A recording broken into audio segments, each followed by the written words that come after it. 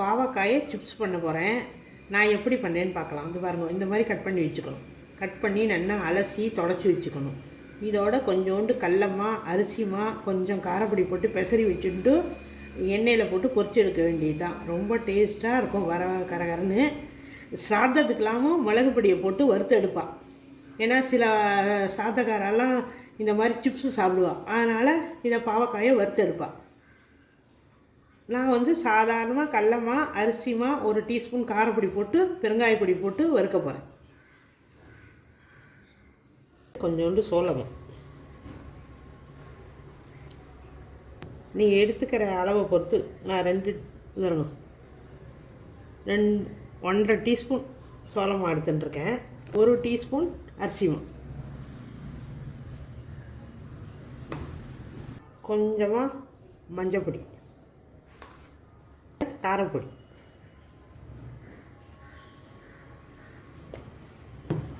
கொஞ்சோண்டு பெருங்காயப்பொடி, அதுக்கு தகுந்த சால்ட்.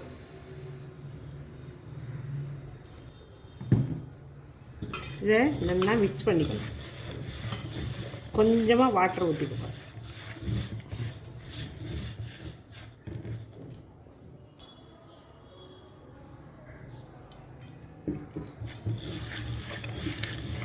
ரொம்ப வாட்டர் ஊற்றிக்கூடாது.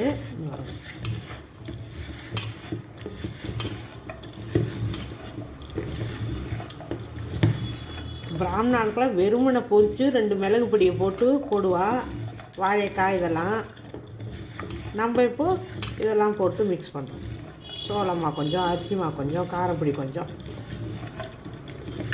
ஏன்னா குழந்தைகளுக்கு கொடுத்தா கொஞ்சம் கசப்பு தெரியாது, வேறு ஒன்றும் கிடையாது. நல்லா மிக்ஸ் பண்ணி வச்சுருந்தாச்சு.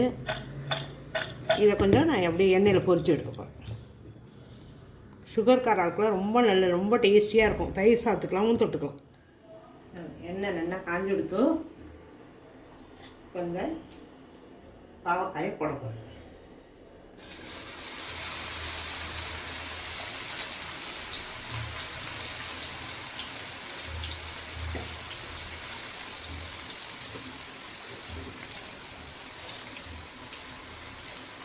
இப்படி வறுத்தெல்லாம் கசப்பு தெரியாது. குழந்தைகள் தயிர் சாதத்துக்கு தொட்டுக்கலாம். நல்ல டேஸ்ட்டாக இருக்கும்.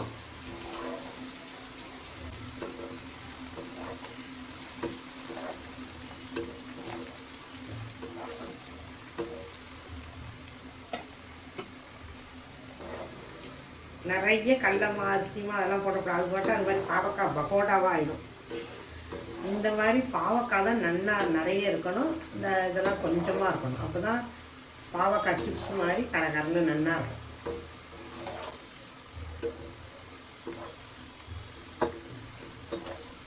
வெறுமனை பொரிச்சிட்டு கொஞ்சோண்டு காரப்பொடி மிளகு பொடி போட்டு குலுக்கி எடுக்கலாம். மிக்சர் கொடுக்குற மாதிரி.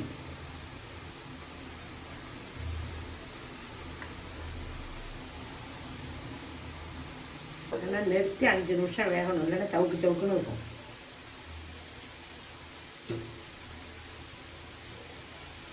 ஓசையெல்லாம் நல்லா அடங்கிருக்கு. நல்லா வறுத்த வாசனை வந்துருக்கு. இதான் பழம். இல்லைன்னா கருகி போயிடும்.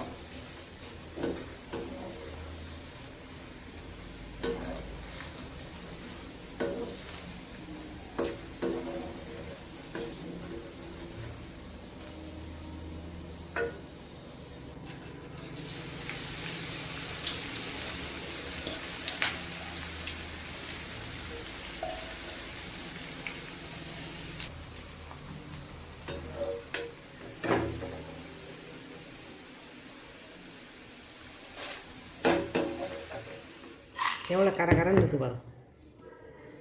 சூப்பராக இருக்கும். நீங்கள் முழுசாக கூட கட் பண்ணி போட்டுக்கலாம். ரவுண்டாக இந்த மாதிரி பாதியாக கட் பண்ணாமல் ஃபுல் ரவுண்டில் கூட போட்டு வறுத்துக்கலாம் நீங்கள். ஆனால் நிறைய கடலமா அரிசிமாலாம் போடக்கூடாது. இதில் மெயின் நிறைய பாவக்காய் தான் இருக்கணும். கொஞ்சமாக நான் சொன்ன மெத்தடில் ஒவ்வொரு டீஸ்பூன் போட்டு மிக்ஸ் பண்ணிவிட்டு இப்படி பொரிச்சு எடுக்கணும்.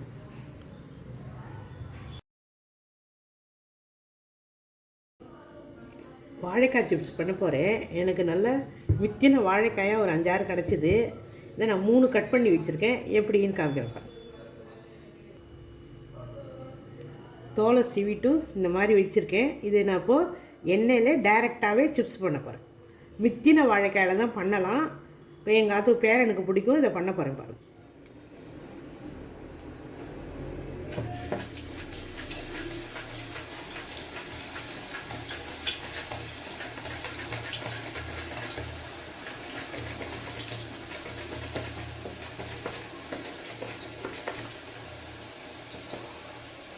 இதை தேய்க்கக்கூடாது, கையை சீவிடும்.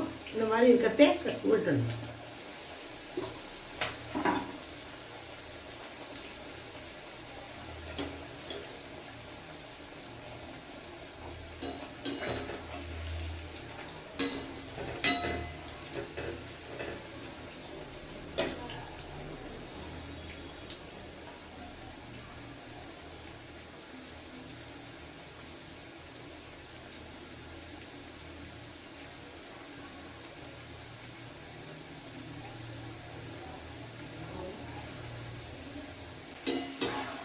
ரெண்டு வாழைக்காய் முட்டை வாழைக்காய் இருந்தால் கூட பண்ணலாம்.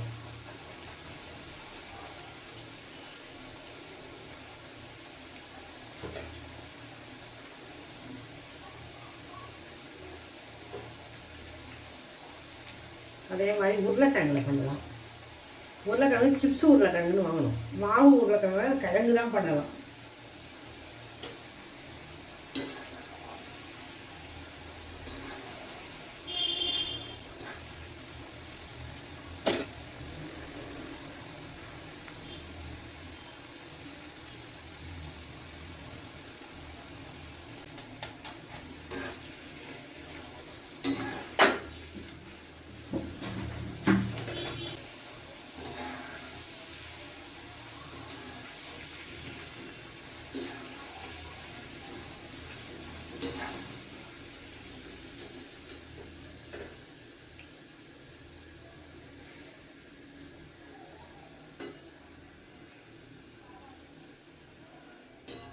இந்த மாதிரி பண்ணுறதுக்கு உங்களுக்கு பயமாக இருந்ததுன்னா துணியில் சீவி நியூஸ் பேப்பர்லேயோ துணியிலையோ போட்டு வச்சுட்டு அதுக்கப்புறம் எடுத்து கூட பொரிச்சிக்கலாம்.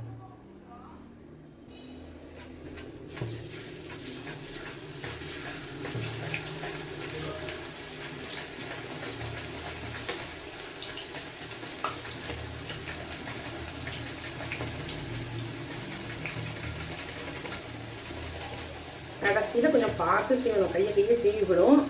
இதே மாதிரி மரத்தில் இருக்கும், அதுவும் நல்லா இருக்கும் சீவர்ஸ்.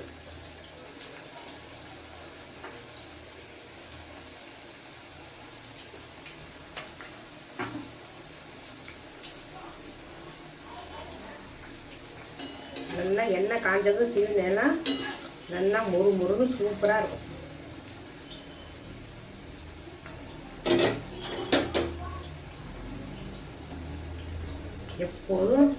எப்போதும் எங்களுக்கெல்லாம் வாழைக்காய் சிப்ஸு நிறைய இருந்துகிட்டே இருக்கும் ஆற்றுல. ஏன்னா கிராமத்தில் எப்போ பார்த்தாலும் வாழைக்காய் யாராத்தையாவது கொள்ளையில் காய்க்கும்.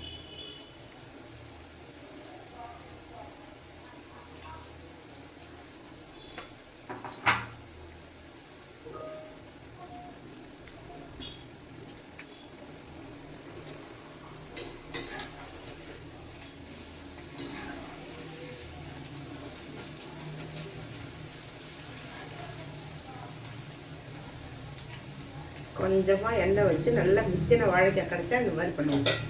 மிக்சி பாக்கெட் வாங்கினா 30 ரூபா 40 ரூபாங்கிறோம் துணுண்ட வச்சுக்கணும். இதெல்லாம் 10 நிமிஷத்தில் பண்ணிடலாம் ஈஸியாக. தோலை சீவிட்டு பண்ணிட வேண்டியதான்.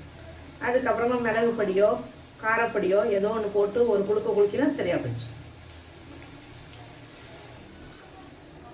சவுண்டெல்லாம் நல்லா அடங்கிட்டு வரும். எடுக்கும்போது கேஸை சின்னதாக வச்சிடும். நல்லா கிறிஸ்பியாக வந்துடுது.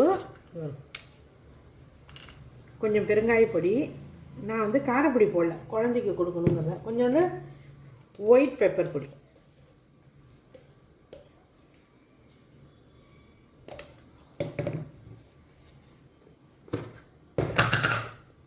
கொஞ்சமாக சால்ட். இதை அப்படியே நல்லா மிக்ஸ் பண்ணிட வேண்டியது.